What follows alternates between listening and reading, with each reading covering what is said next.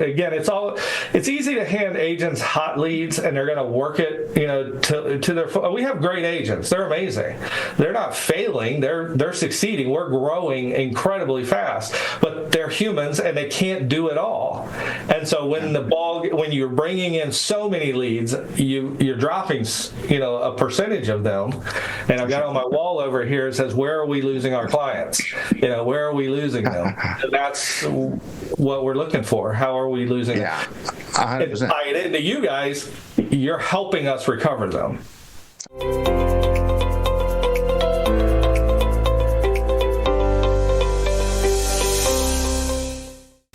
All right, folks, we got a good interview here today for you. We've got Shane Johnson from Pepine Realty out in, North Central Florida. They've been working with us for several months now.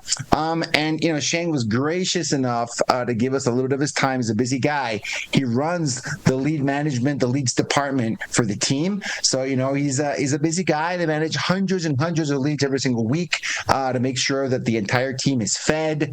They've always got something to work on, and their team is large enough. They have a scale where they have someone in charge of that, right? So I think it's pretty cool. So welcome, Shane. Would love to learn a little bit. Tell us a little bit about you, who you are, and what is this leads department, right? Not many teams have that. Like have someone specialized on lead flow.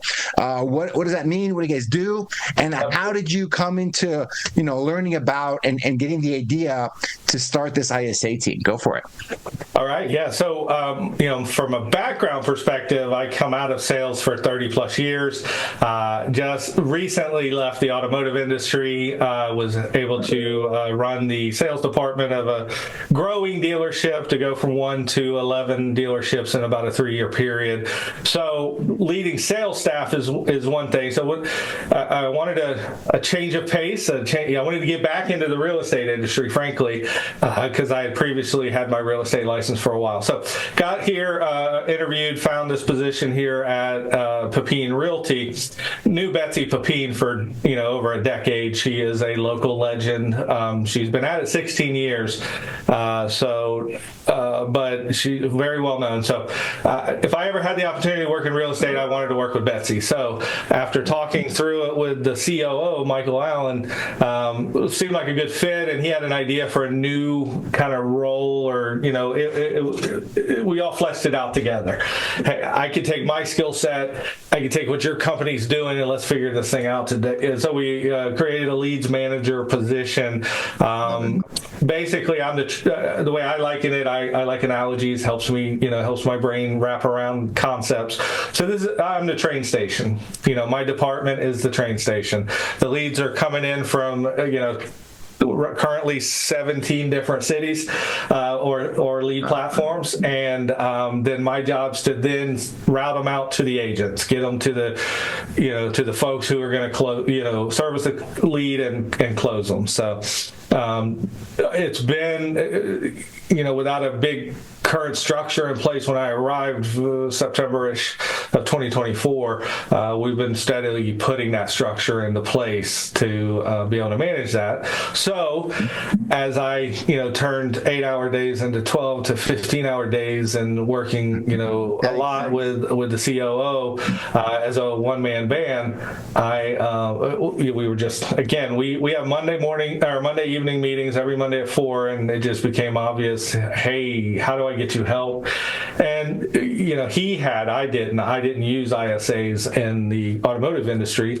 Not something I had. I mean, it's something I had heard of before, but never looked into it. So, but Michael had already, unbeknownst to me, been really looking at it for at least several months before, as a way to relieve some stress. And I know our marketing department has a couple of ISAs that are working in their department. So it just became a natural progression. Hey, let's get you one. And we started out with George, who's been amazing, and he's straight cold calls. He's a beast. He's 500 calls a day minimum, and it led to, all right, we just onboarded our second. Yolanda came on board on Monday, and we tasked her with a CRM manager. So really what it's doing, I have 2 hands, I now have 6 hands. It's extending my workflow. And I'm a philosophy person. So if you know the concepts of philosophy, when you have 2 hands, you add 2 hands, you don't get 4 hands, you actually get 8 hands, because just the synergy will create additional effort or additional results. So I would say right now, the 3 of us are producing at a 5 or 6 person level right now. I love that. And that's a great way to use leverage, right? Because, they brought someone in-house, someone to lead that area for the team. How big is the team? Like, how many people on there? How many leads you guys generate on a monthly basis? So people get an idea, the scale. So we're the team size. So it's a little odd to break it down, but so let's say I focus exclusively on what is called Team Pepine, which is a specific group within a much larger group. So the agents decide if they want to be a team agent or if they wanted to be an independent agent for the brokerage. The brokerage has somewhere in the neighborhood of 45 to 48 agents. The team right now currently is in the neighborhood. Well, we're onboarding like crazy. We're growing so fast. So I think as of today, we're around 17 or 18. Oh, wow. Okay. So on the team, like directly on the team, that you're in charge of, making sure they've got leads coming to them and that you can feed leads to 17 deals. That's a massive team, right? Because usually teams in real estate, are 1 to 5 people, I'd say, like 90% of teams, maybe in that range. So anything above that, it's a sizable team. And plus part of the kind of like a brokerage is on top of it, right? So I definitely think that model is a great one. And you guys are spread out, right? It's not just like one single town. You're spread out over several cities. No, yeah, so we're in north central Florida. So the way to think about it is north of Orlando. So we're basically there's a retirement community that's become its own city that's become famous. So we now reference it called the Villages. So we're from the Villages, which leads to Ocala. So Villages, Ocala, north to Gainesville, and then Lake City is our main focus. And then 50 miles in either direction. So we've got some outlying cities like Palatka and Live Oak. And so, I think at the end of the day, we're in the neighborhood of 38 to 40 zip codes. God, it's a lot of ground to cover. Now you got a team to help you cover it. So, you start out with an ISA like George. You want to focus more on the outbound, on the prospecting side. What did you have him start out with? Like, what kind of calls did he help take off of your plate and help you? Once you got leverage, Shane, where did you apply that leverage to get the most results? Oh my gosh, Gustavo, that was the beast right there, right? So, probably the thing that weighed on me the most. So this might be unique, okay? So I'm going to preface that. When I got here, the beast that wouldn't allow me to sleep at night was something we called the Team Pepine Rescue Pond. All right, we use Sierra, we use ponds. So in that rescue, so this is leads who over the past anywhere from 12 to 15 years, could have been a year ago, 3 months ago, or 10 years ago. These are all the folks who have done something with Pepine Realty in the past, and they just hadn't been touched. They're not being regularly responded to. We're running and gunning, running 100 miles an hour every single second of every day for our agents. And so as much as lead generating, we had to realize we needed to focus on, communication, follow-up, all these. So there were like hundreds of people that already worked with Betsy and the team at some point, like in the past. Hundreds. Gustavo, it was 24,000. Oh, wow. Okay, so holy cow. Okay. Yeah. So what that, very quickly after kind of testing George and knowing that he could make a phone call and, not, really mess that up, that he knew what he was doing, that he was proficient, we quickly said, this is, hope you're okay with it, because this is what's going to allow me to sleep at night, is we got to start focusing on that Team Pepine Rescue Pond, and we got to smile and dial every single one of them. And it's as simple as script on the face of the earth. Hey, this is Shane with Pepine Realty. At some point in the past, you did something, related to real estate with Pepine Realty. Just reaching out, just kind of seeing where you're at. Do you need anything? And I called it the temperature check. We just need to know. We need to ultimately know where to categorize them. Are they telling us to pound sand? We can handle that. So there was no pressure on it. They just had to be called or contacted in some way. And so we've been at that for a little over 30 days now. Yeah.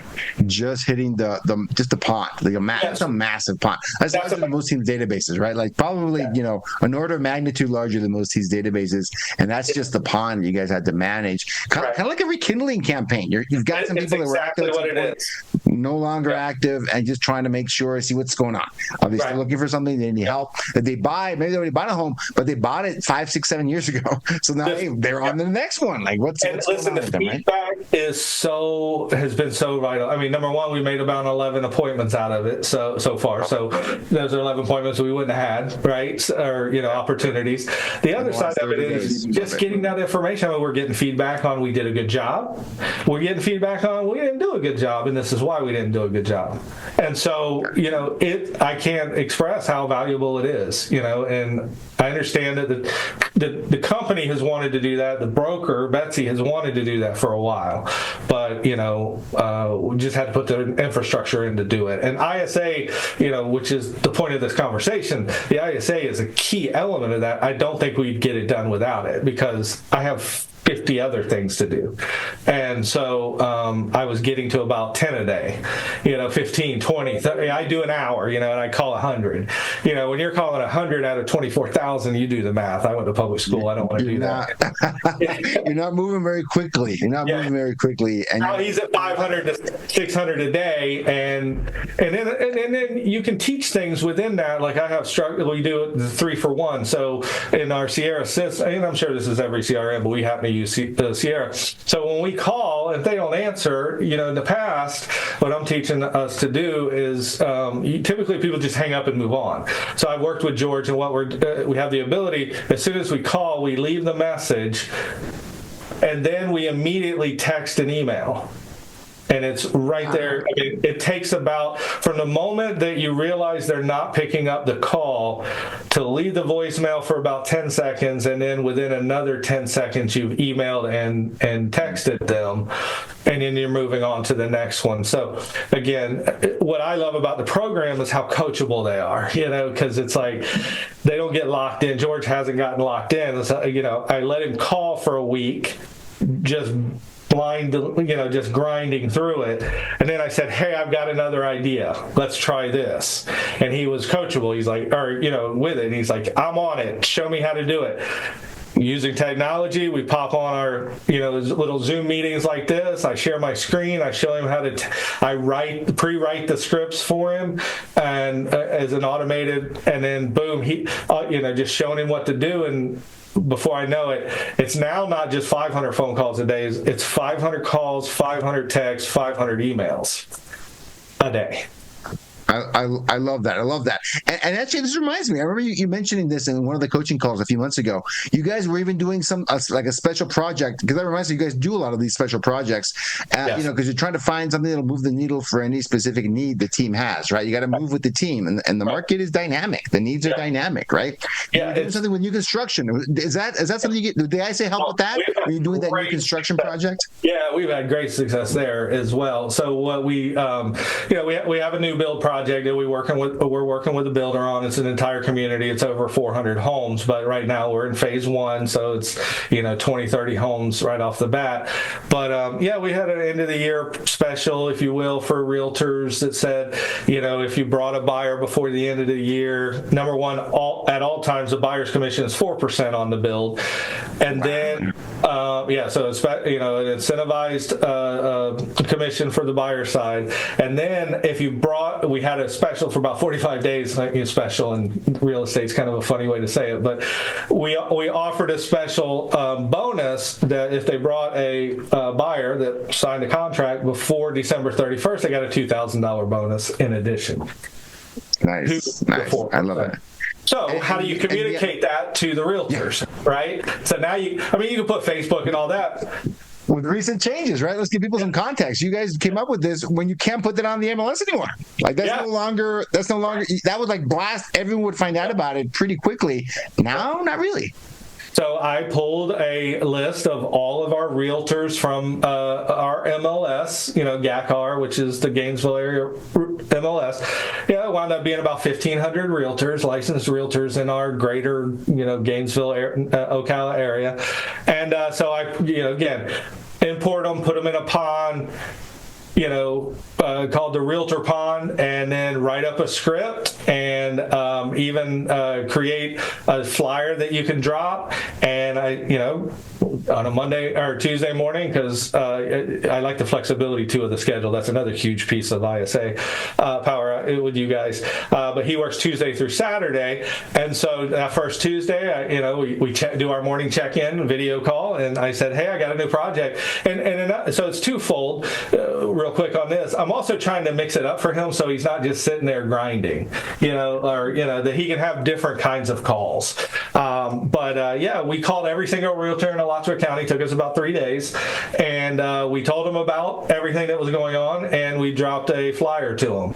And we got great feedback from that. Great feedback, and I think I can't remember on that specifically because I don't pay attention to all the sales side of it, but I think we at least got 1 or 2 contracts out of that effort. So that's pretty good effort for 3 days of work. So we're still getting showings from that.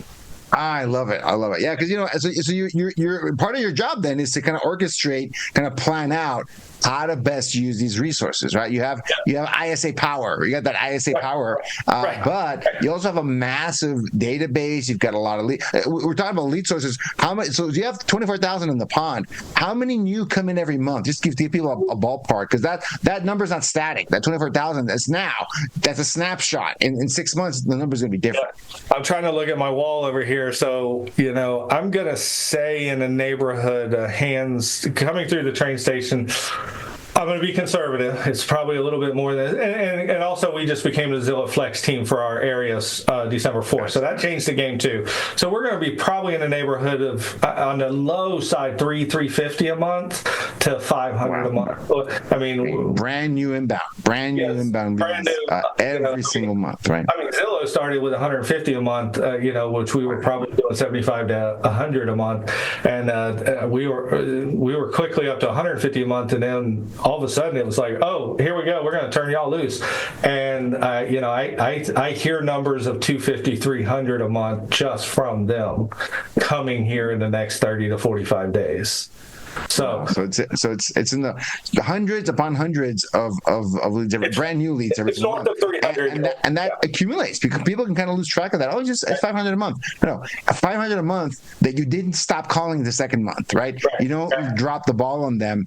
The work accumulates, and it accumulates very, very quickly on a team that size. So it's all about the point I want to make, Shane, is you got to prioritize your resources. You don't have unlimited resources because you got a mountain of leads you guys have to convert, and you need to show those results, right? Right, and yes, and the thing for me, from my seat, why the ISA department is so important, using you guys is, I'm full of ideas. I'm a big thinker, right? I'm the idea guy. But at the end of the day, with only 2 hands and 24 hours in a day, we're only going to do so many projects. We're only going to do so many things, and a lot of that time can get eaten up with the mundane everyday stuff, right? I mean, so we can set automations and all that. So that leads me to, George is grinding through, I love it. So when I say grind, it's a happy thing. I built 2 careers on cold calling, so I absolutely love it. So teaching and coaching and working with those guys is awesome. But the other side of it was thinking, okay, we've got other things we need to be doing within the CRM. So that's Yolanda's role, is like, we quickly reached out to Florencia and said, we've got another idea for another project with another person. And then she said, I'll get you somebody. And now we have a CRM manager who came on board Monday, and already the fruit is already blooming off, because it's just the projects that we're able to do there, like tells Sierra to we can do all the searching, and so we want all the Zillow leads that have come in the last 6 months but haven't been communicated with in the last 30 days. We get this list of 2,200, and so all of a sudden that's what Yolanda's been doing all day yesterday and today, is she is just going through that list and communicating with them. Hey, saw you were looking for something back in December, wanted to check back in, see how it's going. And what we're finding is, this is what I think every one of us in sales would hope to have available to us, because yes, we dropped them because we were so busy with the hot leads that nobody's called them back because they went on Zillow. Let's just use them as an example. I'm not promoting Zillow, but we went on Zillow sitting at 10 o'clock, 11 o'clock at night on their iPad, and they hit, I want to see this house. So we got that lead. But then when we immediately reached out to them, they had saying, it's holiday season. I don't want to spend my time off going to do that. Or, my parents are coming into town. I mean, there's 1,000 stories in the city, right? Of why they didn't want to follow up immediately. And if we don't have a system built, then we're not following up on January 1st forward, then they're done. They're going somewhere else. Some other realtor's going to get them if they're really serious about it. So what Yolanda is uncovering is, actually I did want to follow back up. I thought about that the other day. I wanted to call you guys back and see about that, So I got you. That's a project among many coming where we're able to circle back on those. Again, it's easy to hand agents hot leads and they're going to work it, to their. We have great agents. They're amazing. They're not failing. They're succeeding. We're growing incredibly fast, but they're humans and they can't do it all. And so when you're bringing in so many leads, you're dropping, a percentage of them. And I've got on my wall over here, it says, where are we losing our clients? Where are we losing them? And that's what we're looking for. How are we losing them? 100%. And tie it into you guys, you're helping us recover them. I love it. And the biggest thing, when you have a team at that scale and just the amount of resources you have to spend to get 500 leads a month, even with Zillow Flex, you have to factor that in. Those leads aren't free, right? They have a specific, you can put, in a few months you'll be able to go back and put the numbers on what the cost per lead is. And it's also pretty significant, but there's a lot of resources going in there. And when you have a leaky funnel, right, which is kind of what you're describing, there's shrinkage. You're losing a percentage of leads in every step of the process. Every funnel has that. Every funnel, to some extent, every funnel has that. Yep. Are you tightening it up? Because even 1 or 2% optimization, let's say from, appointment set to appointment met, right? Yeah. Or from, a lead to appointment. If you can tweak that 1%, the rest of it, is a well-oiled machine, right? So if you can increase that show up rate a couple percentage points, if you can increase that, a few more appointments met per week, the rest of the funnel, it knows what to do. Like they can, you guys can take a motivated buyer, motivated seller, and get them sold, right? It's just a question of how many more people can we squeeze through that pipe. And most teams, all teams have this problem. All teams have this problem. Very few teams take the time and look at their process and say, in which part of this process can we tweak? Where's the biggest bang for the buck? Where's the biggest ROI if we make a change here or make a change here, tighten it up here, tighten it up there? Exactly. Because when you have such a large machine, those changes can increase profitability the fastest. People think it's a brand new lead source or this. Actually, with most teams, it's just tightening up the leads they've already got, right? Like you said, you've already paid for 24,000 leads in that database.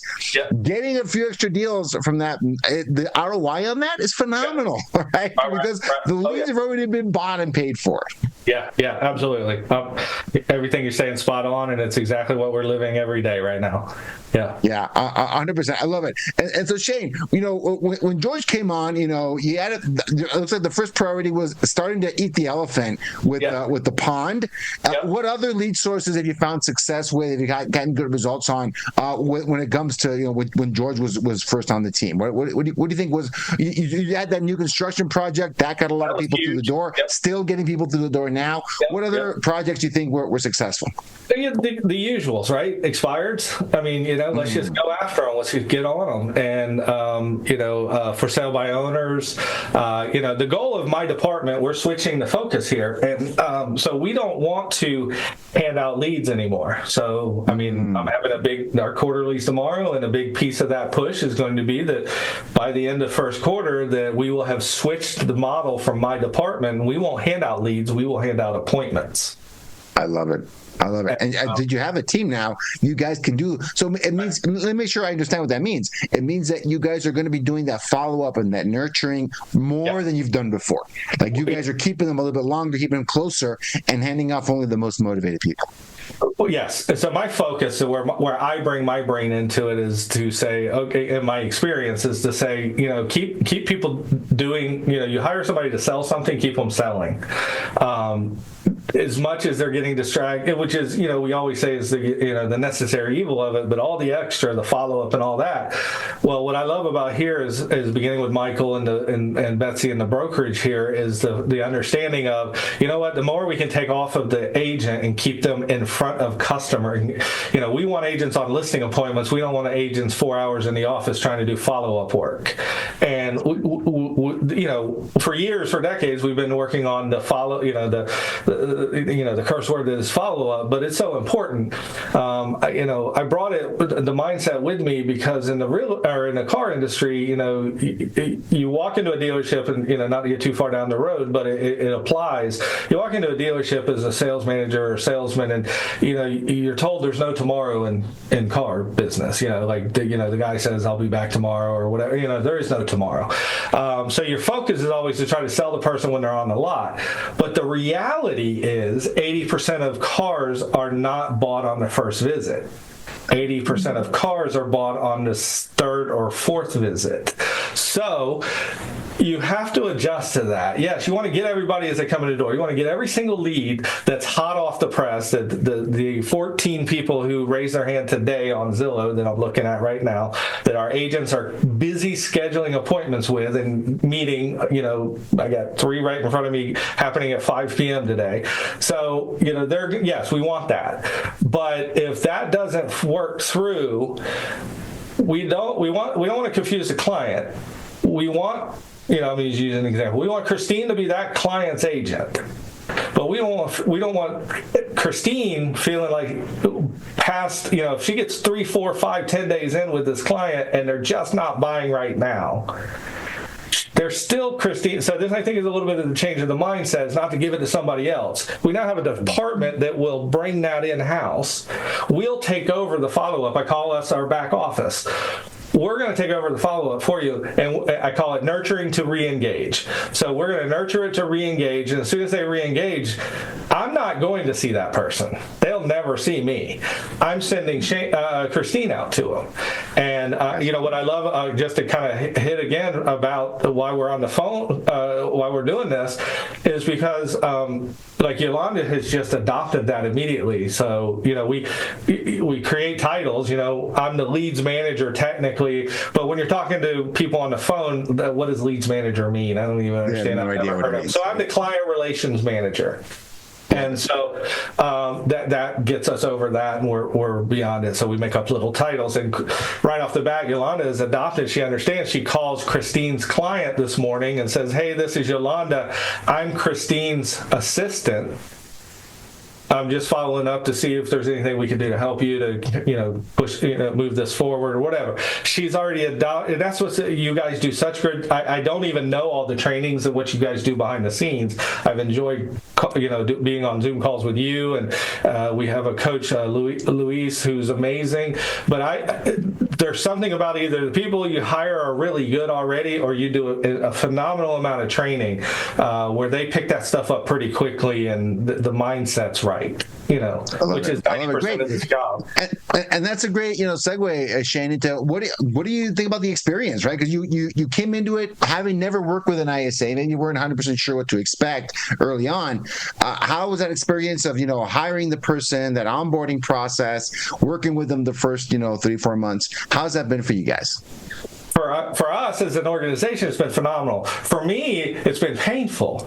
Come on, Gustavo. I have to onboard new people in the middle of running this thing. Okay. 100%. No, you guys make it as easy. Build the plane on the way down, right? Build the plane on the way down. You guys make it as easy as possible, but the reality's still there. You still have to work with these folks, and been able to use, the technology's been huge, to be able to jump on Zoom call, or, we use Microsoft meetings, but we can jump on there real quick. And like I did this morning with Yolanda, it's something new. So what I like is the onboarding was fine. It was perfect. It was great. I mean, we did the interviews, within a week, we've got a person up and running.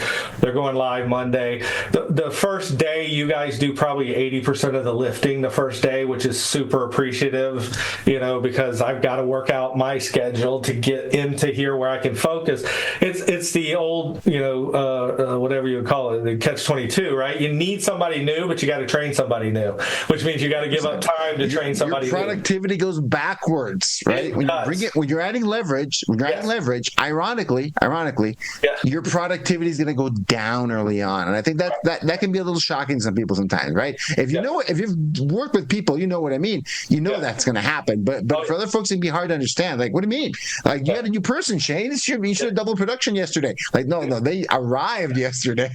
They'll be productive maybe in 30 days, right? We'll be seeing some good output. But in the meantime, I'm going to take a little bit of a step back for a few weeks while I ramp them up, and then we'll hit full steam ahead, right? That's exactly right. And so, that's not a negative to you guys. That's just the nature. So the process from you guys has been phenomenal. I can't brag about you guys enough. I've told Florencia 100,000 times how thankful I am for you guys, and all the tools that you're providing, and just for whoever might see this, nobody's paying me to say this. I'm being as genuine as I can be, because I can't imagine. I've done this in real time, hiring people, quote unquote, off the street, meaning right here locally in person, and it is not this easy. It's not. I mean, I can honestly say, having hired, hundreds of people or more over, the past 10 years, this has, you guys take 80% of the workload away. I still have to come up with things to do or be involved. But again, I can't imagine what I'd have to do if it were me doing the heavy lifting. 100%. No, I appreciate that. Thank you so much, Shane. What would you say to someone that's on the fence, thinking about it, whether they're on a team, as large as you guys are, or maybe like a smaller team? What would you say if they're thinking of adding some leverage, adding an ISA to them, and considering PowerISA? Listen, so the only way I can say it is, you don't understand how much you will multiply your productivity. And I'll use myself as I have personally, now I say ISAs and all that, but I've had a VA I'm not mentioning them, to another organization, but I've had that for almost 10 years now. I've had her, who's been my VA for it was 20 hours a week. Now I have ramped her up to 30 hours a week. And I pay for that personally. And that's coming out of my personal budget. When I'm meeting with my wife and talking about, where this money's going, it's going to, this young lady in New York, but for the right reasons. But it's changed my life scheduling wise, right? So when I'm thinking, I'm obviously in a large team, and there are resources backing me, and we're able to, we're not just hiring one, we're not just hiring two. Our goals would be at 5, 8, 10. I mean, the more. So what I would tell somebody who just is thinking on the fence or whatever, as long as you understand the pressure's on you to give them something to do. Meaning, you can't hire them and then think they're going to create their own work or, know exactly what to do right off the bat. both have experience in real estate. Yolanda has a lot of experience in real estate, so she's bringing some elements of that to it. But other than that, I've got to be the one who has to think about that Zillow project that says, okay, let's have her reach out to the people that I used earlier, that example. So there's an onus on me, but I got to tell you, I would do this as if I was a single agent. I mean, whether I was on a team of 2 or 3 or 5 or 8, or if I was a single agent, I'd figure out how to get this done. And here's what I do remember thinking about with a VA back in the day. So this is how I think about this now. When I looked at it originally, I was like, oh my God, how can I afford, $50,000? I can't afford. I mean, when I did it over 10 years ago, I was probably making in the neighborhood of $60,000 a year. So I was like, how do I do this? I can't afford $50,000. And the person was smart enough to explain to me at the time, you're not paying $50,000 up front, Shane. You're paying for the hours as they come.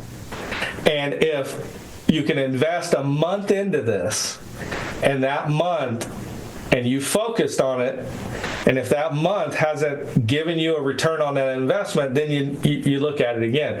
But how many agents or whoever this might go out to is sitting there thinking about spending $20,000 or $5,000 a month with Zillow? We all have to understand that we have to spend some degree of money.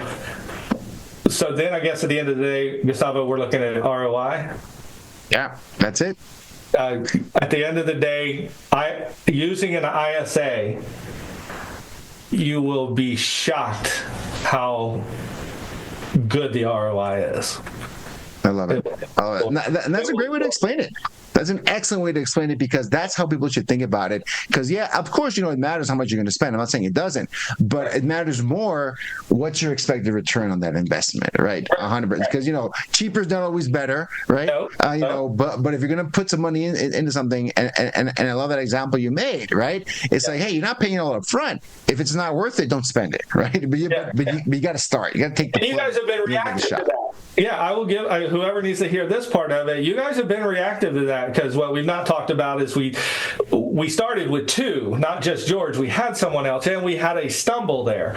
But you guys were so fast to respond to that, to say, something went wrong really quickly, and it was actually, as a matter of fact, it was brought to my attention before I caught it. Meaning you guys caught it before I caught it. And then we had the conversation, and then if you've ever been in the hiring and firing business at all, when Florencia said, okay, we've got it from here, let's talk about what you want to do next. And I didn't have another thing to deal with to handle that other person. So that in and of itself was incredible. Because at my dealership, I had to go to the HR.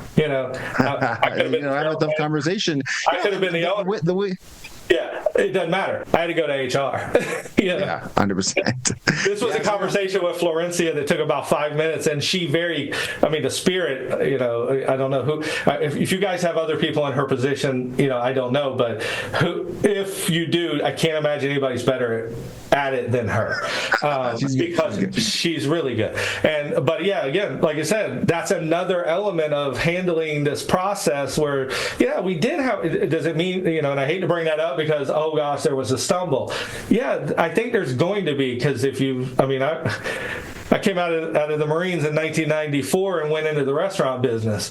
Only about 1 in 10 stick there, So yeah, holy cow! Talk about high turnover and everything, right? We're dealing with people, and I totally and I love the candor, Shane. We're dealing with people. People are hard, and as you've been in the military, you've been in the service business, you've been in the sales business. You know exactly what I'm talking about. People are a challenge. If it were easy, you wouldn't need a company like PowerISA. You wouldn't have an issue like that. It's definitely a challenge, and our job. I have to remind my team about this all the time. Our job is to make that process, that difficult, complicated process, which is working with people, to make it as quick and as efficient as possible, right? We're not going to remove the human factor. We're not going to remove those stumblings. It's not possible. In my experience, if you want to be successful at a high level, you're not going to eliminate those. Our job is to make that process as seamless and as fast and efficient as possible, so the teams can focus on results. Like, what are the activities that are going to generate results for you, right?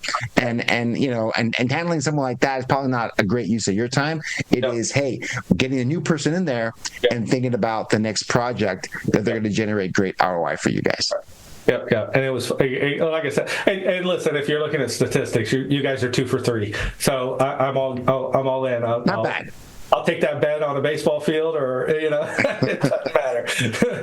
Pretty good. Shane, thank you so much, man. It's been a great conversation, kind of learning about your team, how you guys have applied the ISA model within that, how you guys are finding that great ROI and the different projects you guys have done. I love it. Shane, thank you so much. Appreciate you. And as always, I love seeing you when you're able to jump on the weekly coaching calls with the rest of the clients. It's always fun to see what you guys are up to. And thanks so much for, just being abundant, having that abundance mindset and just open to talking about what you're doing. I think that's been a big part of your success. Thank you, man. I appreciate it.